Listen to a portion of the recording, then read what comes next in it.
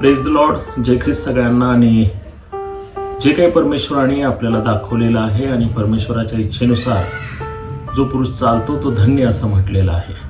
आणि आजच्या या धकाधकीच्या जगामध्ये आपण अनेक मेसेजेस ऐकतो, अनेक संदेश ऐकतो, परंतु त्या वचनावर मनन करण्याचं आपण विसरून जातो.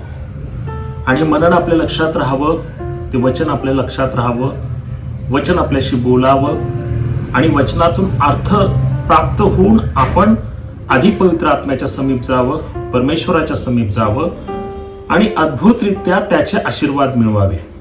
कारण आजचं जग हे गोंधळलेलं आहे आणि या गोंधळलेल्या जगामध्ये आपण अनेक गोष्टी ऐकतो, अनेक गोष्टींचं विवेचन करण्याचा प्रयत्न करतो. पण ते करत असताना घाई गडबडीमध्ये आपण स्वतःला विसरून जात आहोत की मला त्या वचनाद्वारे आशीर्वाद मिळतोय का, मी त्याच्यावर मनन चिंतन करतोय का. कारण स्तोत्रसंहिता 1 अध्याय आणि 2 वचनामध्ये खूप छान सांगितलंय की जो पुरुष परमेश्वराच्या नियमशास्त्रात रमतो, त्याच्या नियमशास्त्राचे रात्रंदिवस मनन करतो, तो धन्य आहे. जर आपल्याला धन्य व्हायचंय, मनन आणि चिंतन करायचंय आणि त्या परमेश्वराच्या अधिक समीप जायचंय, तर आपल्याला चिंतन आणि मनन आणि ध्यान करणं खूप आवश्यक आहे. त्या वचनाचा मतितार्थ शोधणं आवश्यक आहे, ते समजून घेणं आवश्यक आहे. ते वचन माझ्याशी बोलतंय का ते समजून घेणं आवश्यक आहे.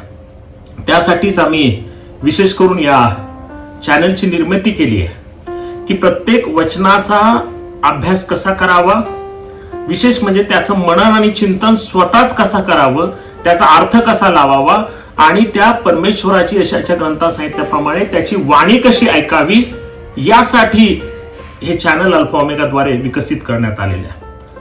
आपल्या सगळ्यांना हे गुण आम्हाला सापडलंय की जर तुम्ही एखाद्या वचनावर मनन आणि चिंतन कराल तर परमेश्वर तुम्हाला भरपूर आशीर्वाद देतो, त्याचा पवित्र आत्मा आपल्याला प्राप्त होतो, अनेक गोष्टी आपल्याला प्राप्त होतात आणि त्याच्या समीप आपण अधिक जातो.